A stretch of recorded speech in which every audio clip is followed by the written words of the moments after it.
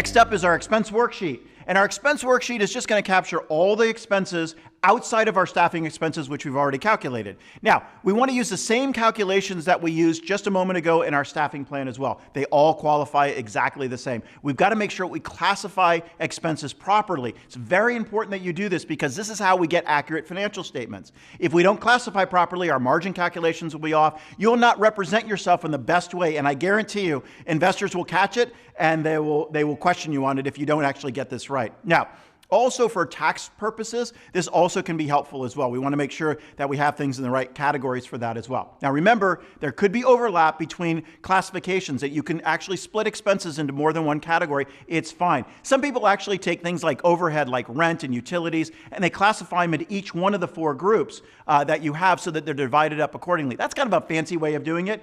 For your startup business, you don't have to worry about that. Most of those overhead expenses will go in G&A, and that's perfectly okay. As your business gets more advanced, you might then do the allocation method as well. So now what I want to do is I want to take a closer look at each one of the expense categories and just give you an idea of kind of what would fit into that category. First of all, we got G&A.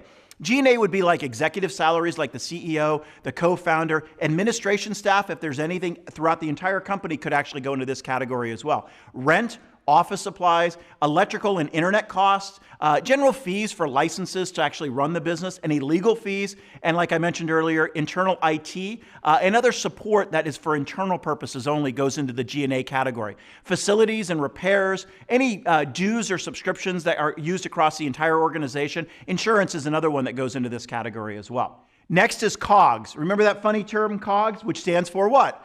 Cost of goods sold. And this is the cost to deliver your product or service, not to make it or sell it, just to deliver it. So the costs that are associated with this would be customer service, account management would go into this if you're a services business, or even if you're a product business.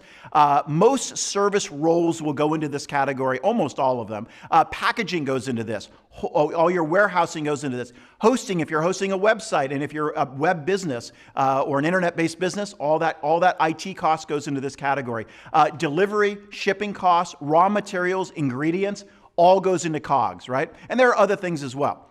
Next category is product development expenses. And this is anything associated with the creation of your product. So again, like R&D, research, product management, Q&A or testing, raw materials that actually require you to create the prototype, not the actual product ongoing, but just the prototype, or anything within the product development process. Software and software licenses that you actually have to pay for your development team or your development staff. Training the dev team is very important, and your product development management team, like your vice presidents, your engineering managers, and your CTO would all go into this category as well. Next up is sales and marketing expenses. These are expenses associated with anything to deal with selling or marketing your product or service. Things like sales promotions, couponing, traveling for salespeople, sales executives, any telemarketing staff. Commissions would go into this category as well. Trade shows, events, PR, advertising, SEO, SEM, website, social media, all goes into this category. Also, anything around market research or market surveys or things like that. Also, any product marketing. Product marketing is different from product management. That's the intelligence behind how you gather what you're going to deliver. Product marketing can also go into this category as well. And then also things like marketing staff, marketing coordinators, marketing managers, any type of thought leadership creation that you do. So you're creating ebooks or articles or any marketing material in general. If you're producing marketing collateral, that would go into this category as well.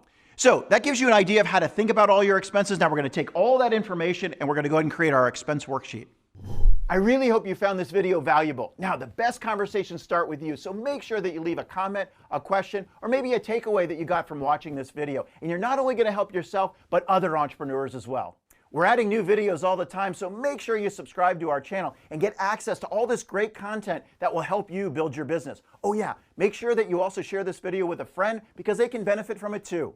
Be sure to visit entrepreneurnow.com to subscribe to our newsletter, Launch. Now, you'll get exclusive access to articles, free videos, interviews with world-class entrepreneurs, access to our live events, and insider tips that you can't get anywhere else. Thank you so much for watching. We'll see you next time on Entrepreneur Now TV.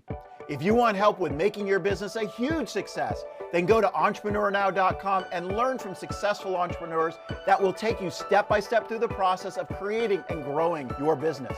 Whether you need help with things like a business or financial plan, your overall business strategy, tactical marketing and sales execution, or obtaining financing. We will be right there every step of the way to help you. Every entrepreneur I know benefits from having someone right there as they launch and grow their business. So we provide one-on-one and group mentoring to all our members. In addition, our members get access to on-demand videos, all our live events, financial planning tools, and a library of worksheets and resources at their fingertips. And the best part of all is you're part of a community of entrepreneurs that learn and inspire each other. So now is the time for you to take action. Go to entrepreneurnow.com and join us today. Price is what you pay, value is what you get. They went from 5,000 beta testers to 75,000 beta testers literally overnight. So on an income statement, very typical that you have gross revenue less any adjustments equals net revenue. And that's actually how it works.